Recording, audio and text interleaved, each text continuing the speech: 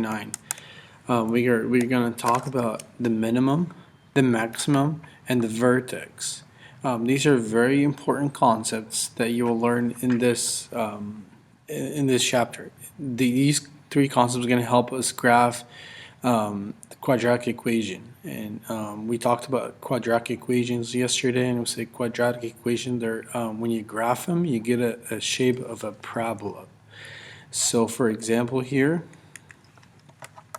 if we look at this example in front of us, here we're trying to identify the three things that I just talked about: the minimum, the maximum, and the vertex. I want you to look at this example right here. We're gonna focus on the graphing part right now. So please pay attention to these three key concepts, because it's going to be very important, very helpful for us later on in this chapter. Here, if you look, we have a quadratic equation: x squared plus 6x plus 9. Now, when you graph this quadratic equation, yesterday we did graph them.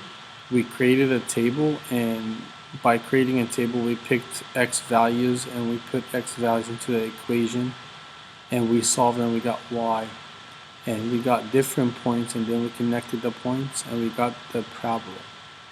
Now today we're going to look at different parts of the parabola. Now whenever you have a positive quadratic, positive a in the quadratic function, the parabola points upward. And if you notice, see here, this is pointing upwards. See that arrows here are pointing upwards, because that number right here, which we call a, is positive. Whenever the x squared, the coefficient in front of it is positive, we have a positive parabola. It faces upward. Now, whenever you have a positive parabola, we have a minimum. We have the smallest point, a minimum. Minimum is the smallest point. Now the minimum also is the vertex.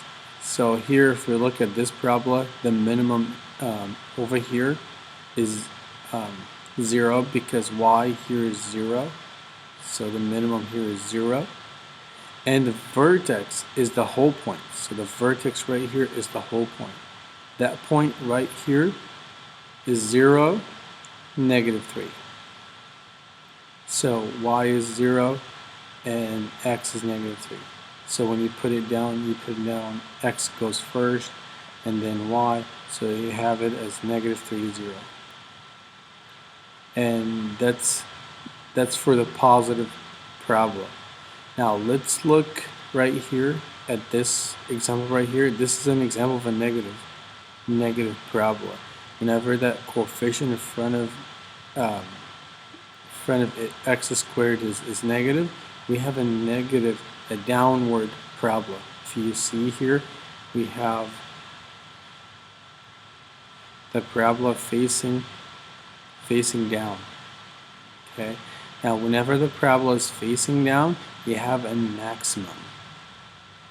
Whenever the parabola is facing down, we have a maximum. Now, the maximum is the highest point in the parabola. It's the largest point. And again, the maximum is the y value of that point. So y here is 5, so the maximum is 5 here. Now the vertex is the point. Vertex is a point, and that point is 3, 5. So the point here is 3, 5. Now there's a very unique property about vertex, and that property of a vertex is that a vertex splits. For example, here I'm going to draw a line that goes through the vertex, splits the parabola in half. So that point is exactly in the middle.